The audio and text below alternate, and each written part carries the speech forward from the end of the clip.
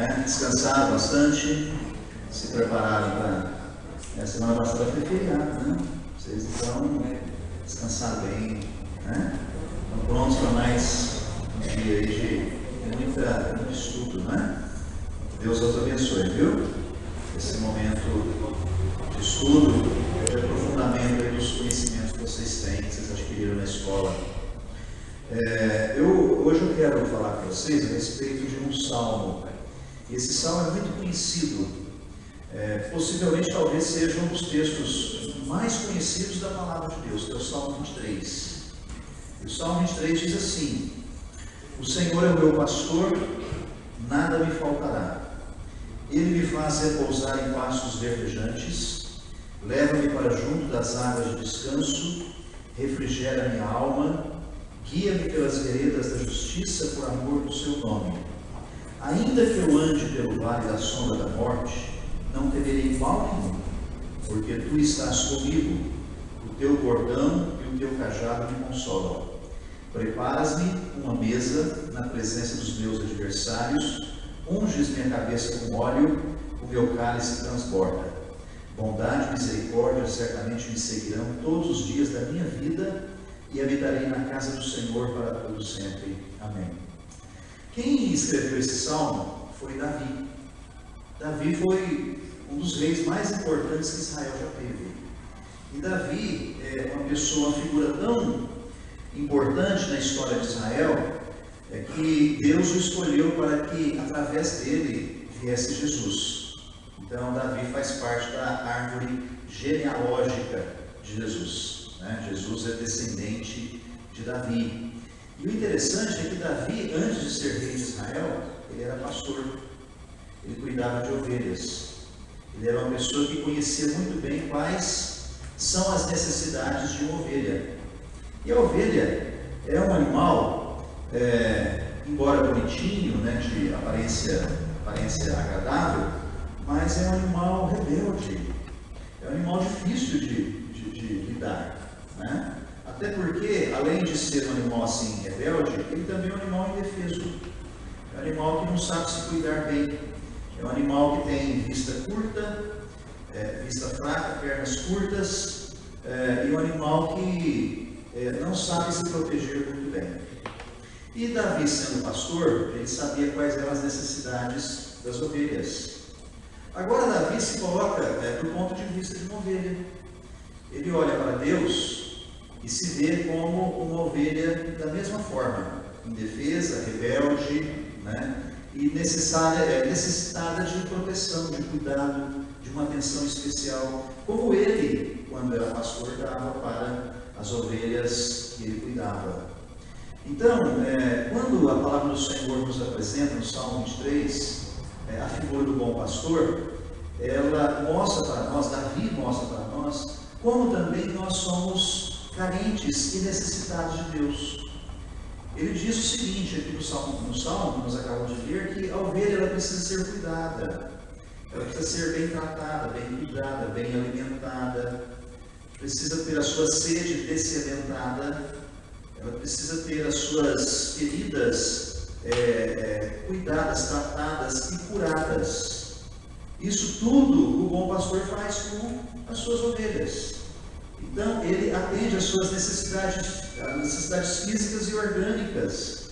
Ele alimenta, ele leva para o descanso, ele cuida dela quando ela está ferida, ele dá água, ele atira do redil e a leva para o redil, ele a conduz. Então, são necessidades que as ovelhas têm. E nós também temos necessidades, não é assim? Nós precisamos de comer, de beber, de descansar, ter segurança de uma casa. E quem vai nos proporcionar isso? É Deus. Não, pastor, meu pai trabalha dia a dia. Sim, seu pai trabalha e traz os recursos que você precisa para a sua casa, para a sua vida. Mas pensemos aqui um pouquinho. Se o seu pai não tivesse saúde, né? Quem faria isso por vocês? Não é assim? Se você não tivesse saúde para trabalhar ou estudar, quem estaria fazendo algo em seu lugar? Então, a primeira coisa, Deus nos dá saúde, para que possamos pleitear as boas coisas da vida.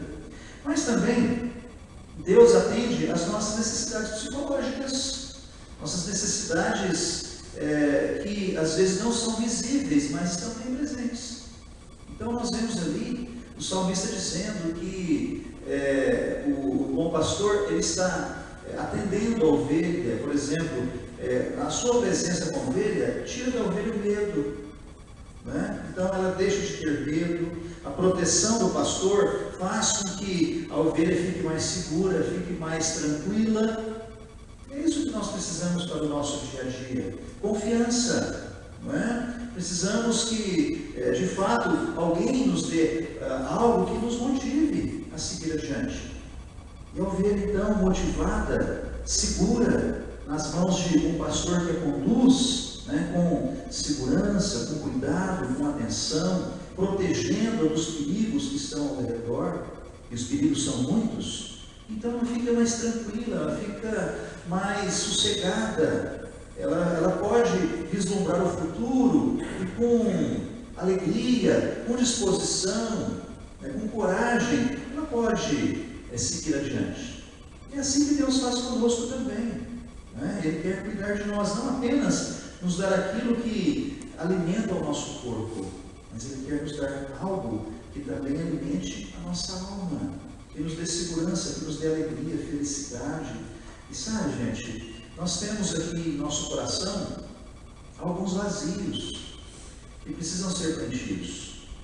E esses vazios, às vezes as pessoas tentam preenchê-los com, às vezes, relacionamentos, às vezes com recursos financeiros, às vezes com trabalho, né? Com coisas que o ser humano está acostumado a lidar, mas que não satisfazem a alma da pessoa, que não alimentam a alma.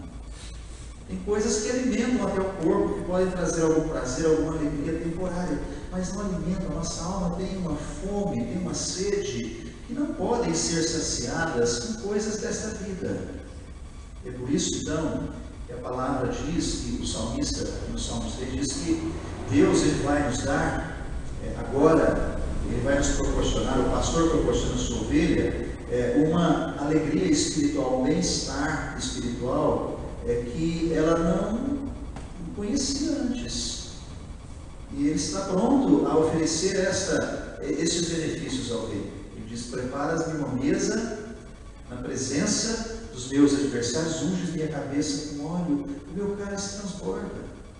E ele diz o seguinte, que ele vai habitar na casa do Senhor para todo sempre. Então, aí tem um cuidado, não apenas temporal, não apenas nesta vida, mas um cuidado eterno que avança além desta vida, além dessa existência.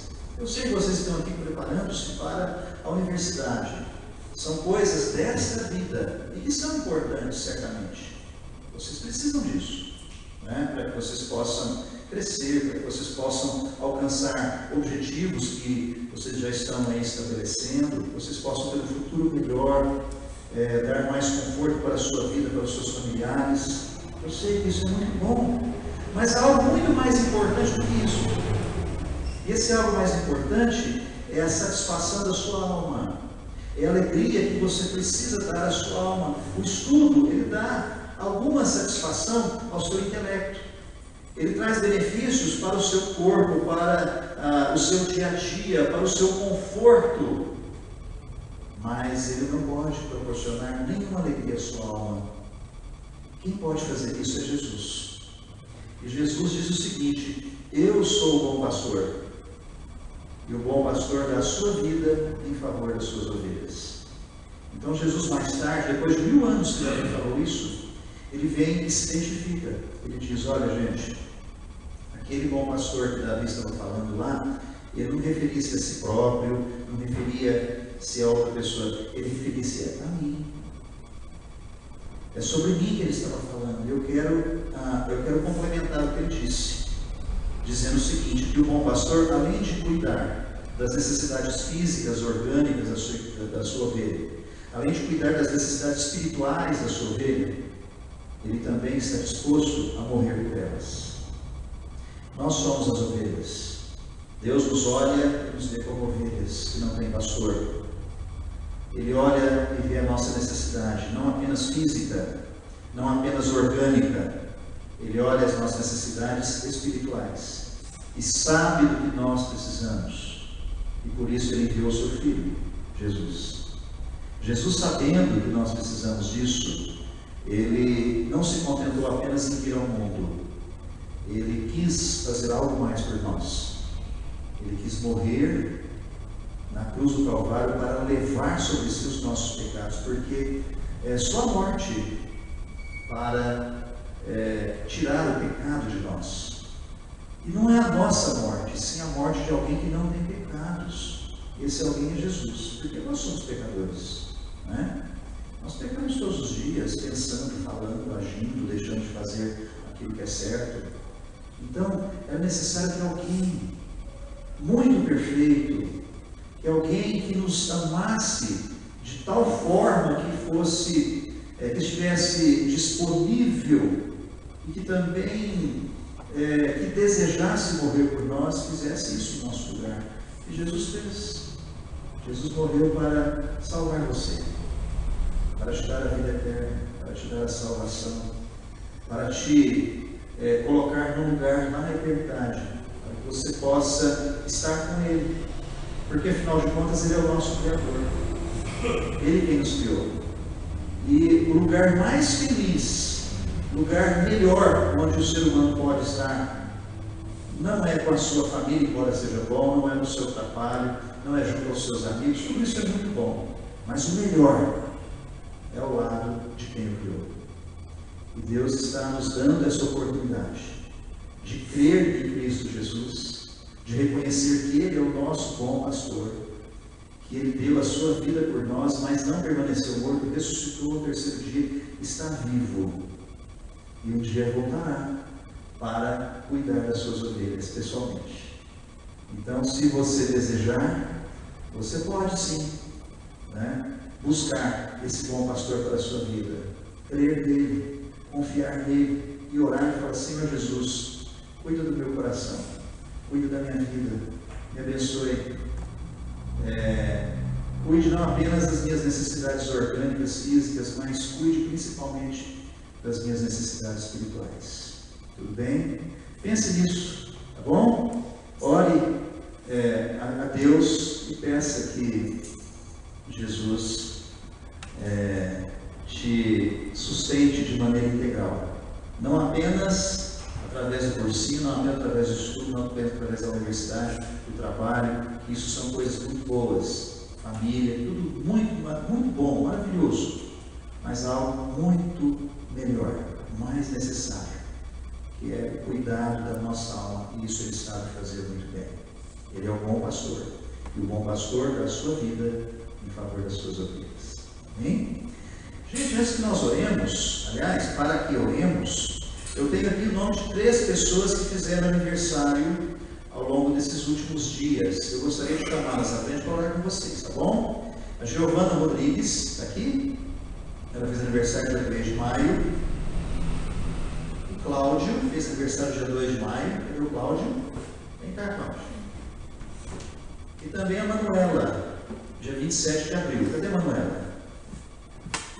Mais alguém fez aniversário nesses últimos dias? Porque se você fez aniversário, venha cá, depois nós vamos te dar um cartãozinho. Deixa eu ver aqui, Manuela. Cláudio.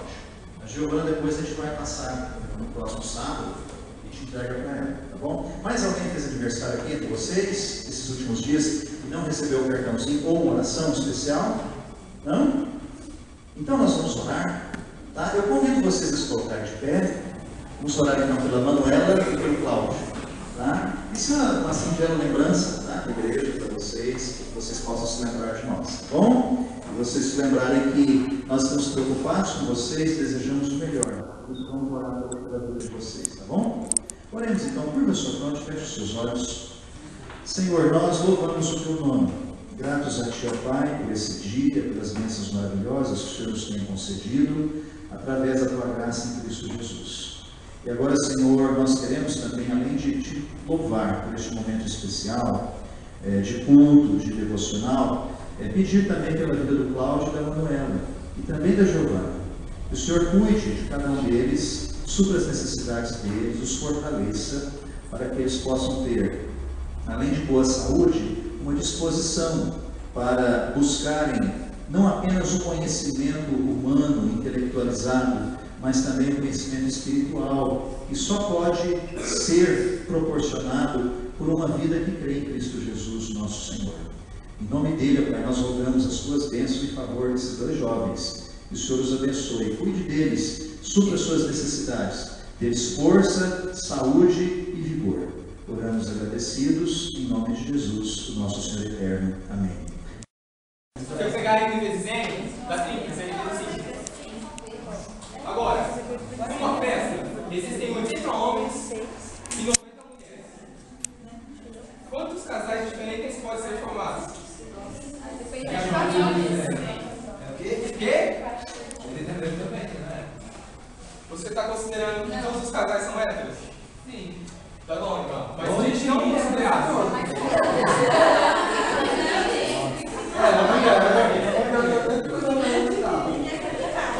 Aí é o seguinte, gente. A gente quer complicar mesmo o exercício.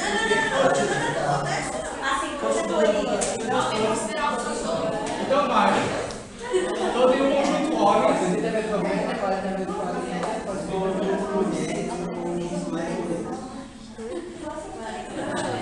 E eu tenho um conjunto de mulheres.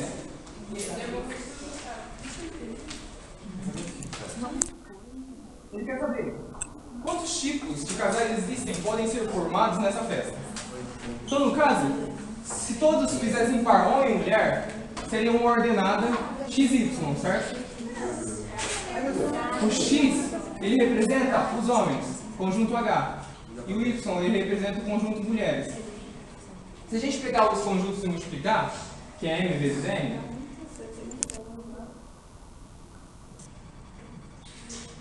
daria 7.200 maneiras distintas de formar um casal. Mas o negócio é o seguinte, e se pudesse formar um casal de mulher com mulher e homem com homem na festa? Quantas maneiras distintas existem? Não complique a situação.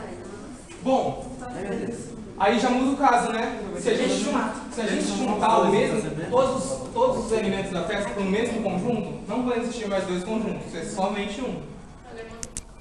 Leva dois, percebendo? Então se a gente pegar o conjunto H e unir com o conjunto M, dá o meu conjunto universo.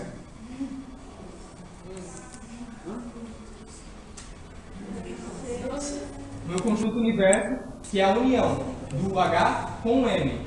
Então, a gente une 80 com 90, quanto dá? 170 pares, né? Então, eu falo assim, que o meu conjunto universo, ele tem 180 ou 170 pessoas. Agora a gente não distingue mais o sexo, certo?